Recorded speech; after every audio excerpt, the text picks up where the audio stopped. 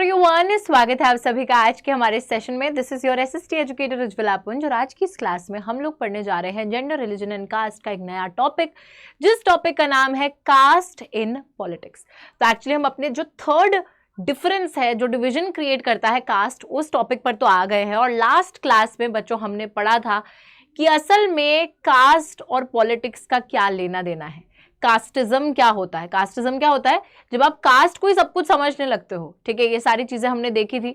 उसी के साथ हमने ये भी देखा था कास्ट सिस्टम क्या था। कास्ट सिस्टम अगर पॉलिटिक्स में व्यक्त करा जाएगा, पॉलिटिक्स में लाया जाएगा तो वो गलत होगा, सही होगा। वैसे अभी वहां तक भी नहीं बढ़े हैं हम, बट हाँ, जो बेसिक अंडरस्टैंडिंग है कास्ट सिस्टम के बारे में और ये सारी चीजें हमने देखी थी लास्ट क्लास में।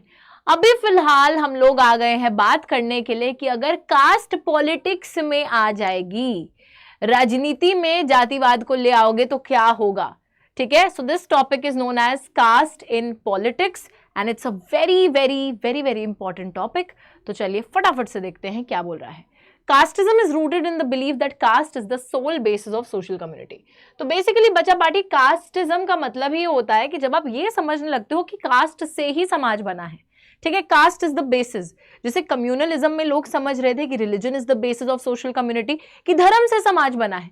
यहां पर वही सेम चीज है, बट यहाँ पे कास्ट हो गई, ठीक है। तो कास्टिज्म एक ऐसी आइडियोलॉजी है, एक ऐसा बिलीफ है जहां लोग ये समझने लगते हैं कि जाति से ही समाज बना है, मतलब जाति ही हमारी सब कुछ है, ठीक है। उसी के साथ caste can take various forms in politics. किस किस तरीके से अलग अलग फॉर्म कास्ट लेता है, चलिए ये भी देखते हैं। हमने लास्ट क्लास में देखा था कास्ट सिस्टम के चलते कैसे जो है लोगों के बीच में एक हायरार्कियल डिवीजन क्रिएट करा गया था, और साथ ही में कुछ तो ऐसे ग्रुप्स थे जिनको उसमें शामिल भी नहीं करा गया था, विच वर द आउटकास्ट ग्रुप्स। लेकिन समय के साथ चलते चलते इकोनॉमिक डेवलपमेंट, एजुकेशन और इन सारी चीज़ों की वजह से जो कास्ट सिस्टम है वो ब्रेक डाउन होने लगा है, राइट। बट स्टिल बच्चों हम लोगों को ये देखने को मिलता है कि कास्ट कहीं ना कहीं पॉलिटिक्स में भी इस्तेमाल की जा रही है। कैसे, चलिए देखते हैं। सबसे पहले, while choosing candidates for elections, the political parties consider the taste composition of the voters to win support. मतलब कि इसका टेस्ट कॉम्पोजिशन छोड़ दो, ठीक है। बात कुछ ये हो रही है कि यहाँ पर जब भी कोई पॉलिटिकल पार्टी अपना कोई कैंडिडेट किसी कॉन्स्टिट्यूएंसी में खड़ा कर रही है, तो सबसे पहले वो उस कॉन्स्टिट्यूएंसी को जांचेगी, परखेगी कि यहाँ पे कौन से कास्ट ग्रुप के लोग रहते हैं, ठीक है। तो सपोज ये कॉन्स्टिट्यूएंसी है, कॉन्स्टिट्यूएंसी ए। यहाँ पे सपोज पता चलता है कि यार ज्यादा एक मतलब कास्ट ग्रुप है, कोई भी कास्ट ग्रुप हम ले सकते हैं, जैसे कि राजपूत, ठीक है, राजपूत ले लेते हैं। यहाँ पे मेजॉरिटी जो है राजपूत वोटर्स रहते हैं, मेजॉरिटी यहाँ पे राजपूत वोटर्स की है। तो अब क्या होगा, पार्टी जो है कांग्रेस पार्टी भी खड़ा कर देगी राजपूत कैंडिडेट, भारतीय जनता पार्टी भी राजपूत कैंडिडेट, ठीक है, समाजवादी पार्टी है वो भी राजपूत कैंडिडेट। पता नहीं उनके पास राजपूत कैंडिडेट होगा कि नहीं, बट हाँ ठीक है। तो सारी पार्टीज अपना जो है राजपूत कैंडिडेट खड़ा कर देंगी, ठीक है। होगा कि नहीं होगा ऐसा, ऑब्वियसली। तो कास्ट कॉम्पोजिशन पार्टीज देखेंगे, जिस कास्ट के ज्यादा लोग, ज्यादा वोटर्स मौजूद होंगे, उस कास्ट ग्रुप का जो इंसान है वो वहां पे उस कॉन्स्टिट्यूएंसी में खड़ा कर देंगे। ओके ना। When governments are formed, political parties take care that representatives of the different castes find place in the government. जब सरकार भी बनती है तो सरकार बनने में भी पॉलिटिकल पार्टीज ये ध्यान रखती हैं कि अलग अलग कास्ट ग्रुप के लोग उस सरकार का हिस्सा बने, ताकि ज्यादातर जो जातियां हैं वहां से उनको समर्थन मिल सके, वहां से उनको सपोर्ट मिल सके। अगर आप एक ही कास्ट ग्रुप के लोग अपनी पार्टी में रखोगे, पावर में लाओगे, तो फिर आपको एक ही कास्ट से सपोर्ट मिलेगा ना।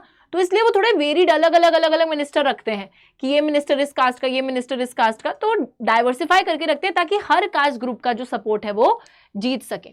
साथ ही बच्चों यहां पर हम देखते हैं आगे, तीसरी चीज क्या होती है, they make appeals to caste sentiments to win votes. कभी कभी बच्चों पार्टीज लोगों के जो कास्ट सेंटिमेंट्स होते हैं उनको भी अपील करती हैं वोट हासिल करने के लिए, जैसे कम्युनलिज्म में हो रहा था। कम्युनलिज्म में क्या था, लोग जो है धार्मिक चीज़ें जैसे पंडित हो गए या फिर धार्मिक जो सिंबल्स होते हैं, इन सब चीज़ों का इस्तेमाल करते थे वोट्स जीतने के लिए। तो यहाँ पर भी वही सेम चीज़ करी जा रही है, बट यहाँ पे कास्ट का इस्तेमाल करा जा रहा है, लोगों के सेंटिमेंट, जो कास्ट सेंटिमेंट्स उनको अपील करा जा रहा है वोट जीतने के लिए।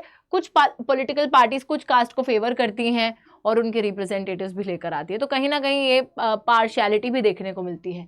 लास्ट चीज है universal adult franchise principle of one person one vote compel political leaders to bring caste sentiments into the politics to master support.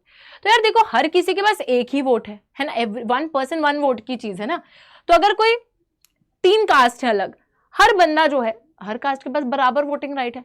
That is why बोले जा रहे हैं कि जो वन पर्सन वन वोट का सिस्टम है और जो यूनिवर्सल एडल्ट फ्रेंचाइज है जहां पे हर इंसान जो कि 18 साल से ऊपर है उसके पास वोटिंग राइट है, इस वजह से भी पॉलिटिकल पार्टीज कहीं ना कहीं कास्ट सेंटिमेंट्स को लेकर आई हैं सपोर्ट हासिल करने के लिए, क्योंकि उन्हें पता है कि हर जाति के पास बराबर किस्म के राइट्स हैं, सबके पास एक ही वोट है, हर वोट की एक ही वैल्यू है और सभी यूनिवर्सल एडल्ट फ्रेंचाइज के तहत वोट करने के लिए बिल्कुल एवरीवन इज लीगल।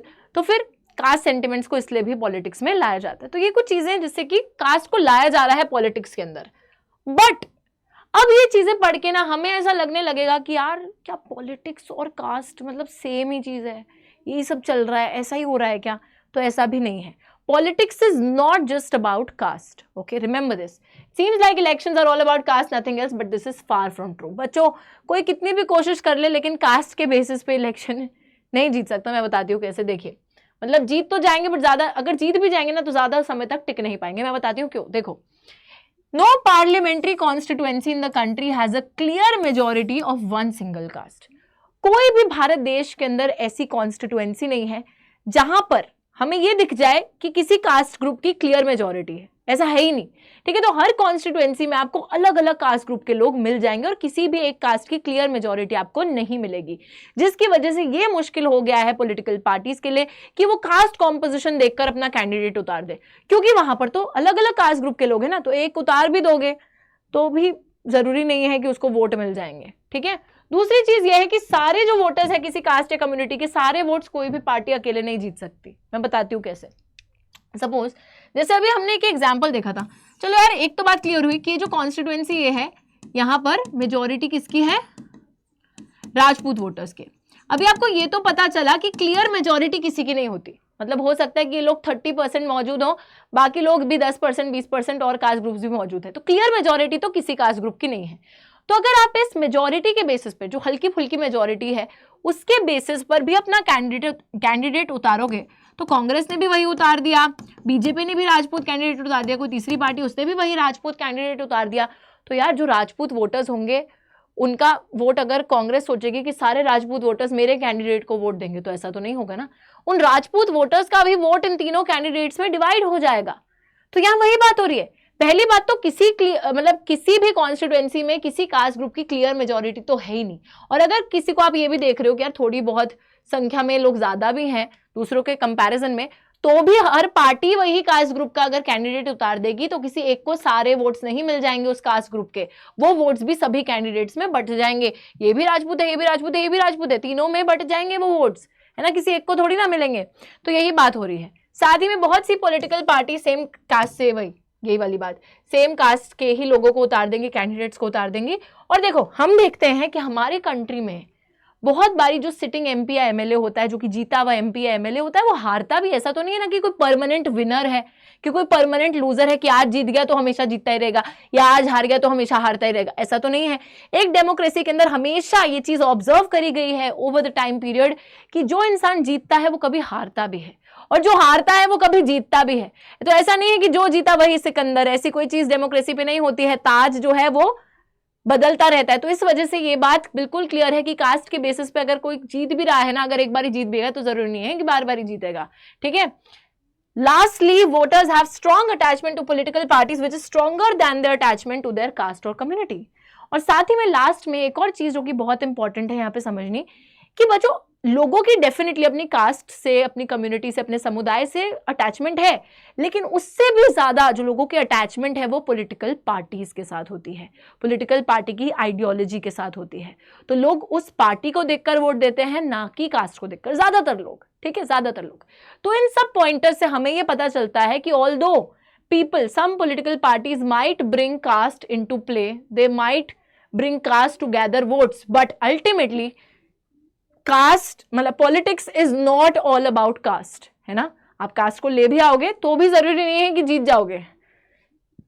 ठीक है, तो ऑब्वियसली इन पॉइंटर्स के बाद हमें पता चलता है कि politics is not just about caste, although caste plays a very important role for some parties to gather support, to muster support, but still it does not decide the end result.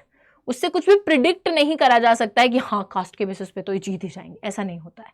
ठीक है, सो I hope आपको ये बात समझ में आई है सभी लोगों को। इसके बाद जो है हम लोगों को एक और टॉपिक पढ़ना है which is politics in caste. अभी हमने क्या पढ़ा, कास्ट इन पॉलिटिक्स, अब हम पढ़ेंगे पॉलिटिक्स इन कास्ट।